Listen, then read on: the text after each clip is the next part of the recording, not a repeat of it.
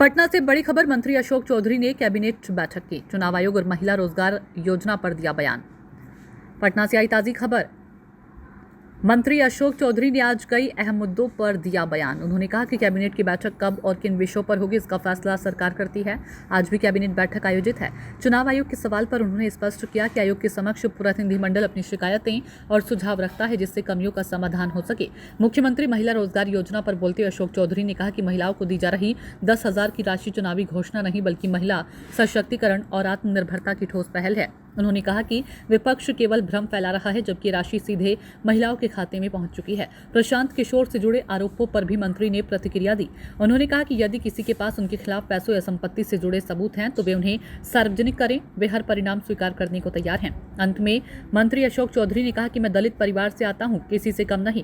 संघर्ष और हिम्मत के दम पर यहां तक पहुंचा हूं और राजनीति में भी मजबूती से आगे बढ़ता रहूं। कोई बड़ा निर्णय भी कैबिनेट की बैठक में होगा? नहीं, एजेंडा अभी हम लोग के पास नहीं आया, इसलिए उसको कहना उचित नहीं है।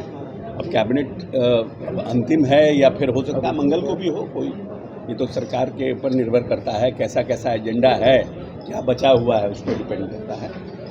लेकिन आज कैबिनेट है, फ्राइडे है कैबिनेट। कल चुनाव आयोग की टीम पहुंच रही है और बैठक है, सारे दल के प्रतिनिधि होंगे, तो किस तरीके से देख रहे हैं कल की बैठक को चुनाव आयोग? चुनाव आयोग तो जब भी चुनाव के पहले एक बार आके प्रतिनिधिमंडल से मिलता ही है।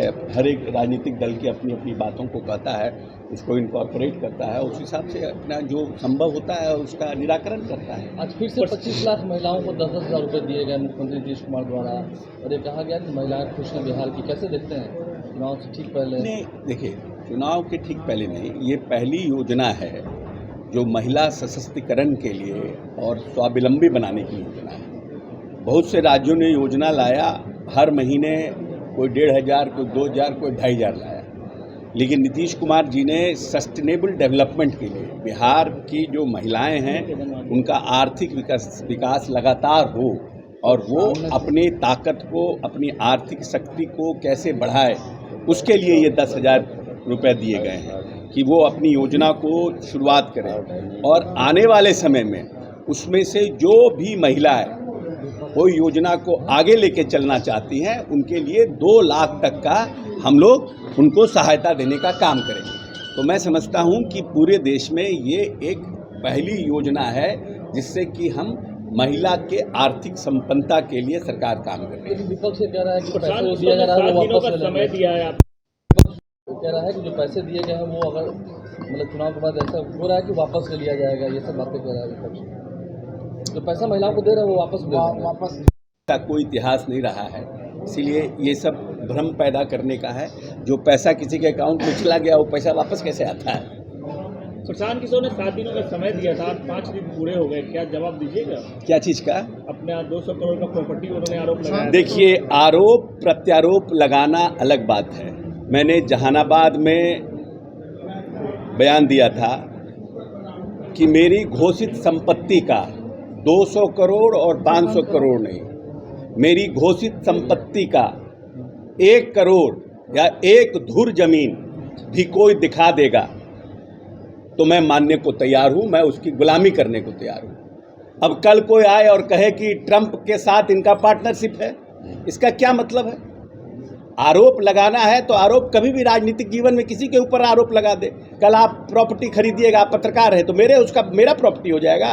हमने जो प्रॉपर्टी घोषित किया है उसका 1 करोड़ या 200 करोड़ तो छोड़ दीजिए, 1 धुर जमीन भी अगर मेरे परिवार के नाम पर कहीं है तो उसका कागज ला के दीजिए।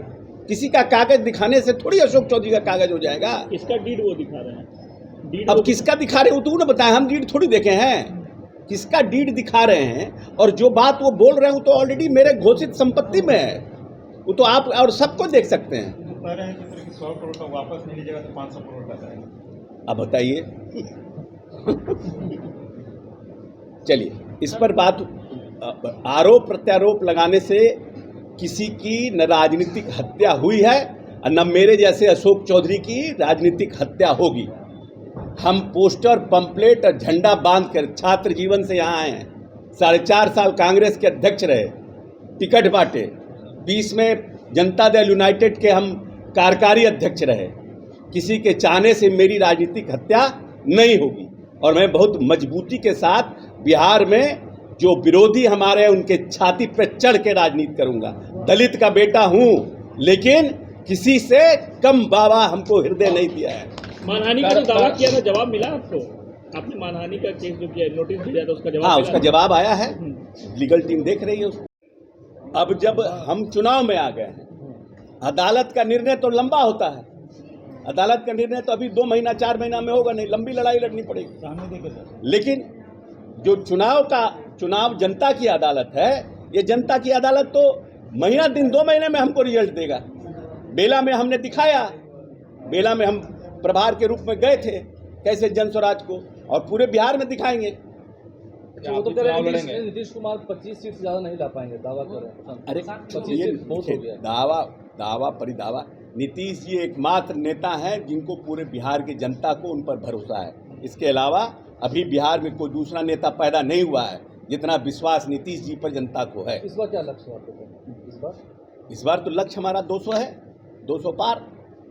किसी भी परिस्थिति में हम 200 पार करने का लक्ष्य रखे हैं। मंत्री जी भी बोल रहे हैं कि वो उनका अंतिम कार्यकाल है, नहीं तो हम राजनीति से सेनापति हो जाएंगे। कितना, अब छोड़िए ना, पीके क्या बोलते हैं नहीं बोलते हैं, कितना बोला जाए उनको। चुनाव में आप भी जाएंगे, आप भी लड़ेंगे चुनाव लड़ेंगे? चुनाव लड़ेंगे नहीं तो चुनाव लड़ाएंगे, दोनों में से एक काम तो करेंगे ना। चलिए, हो गया। चलिए।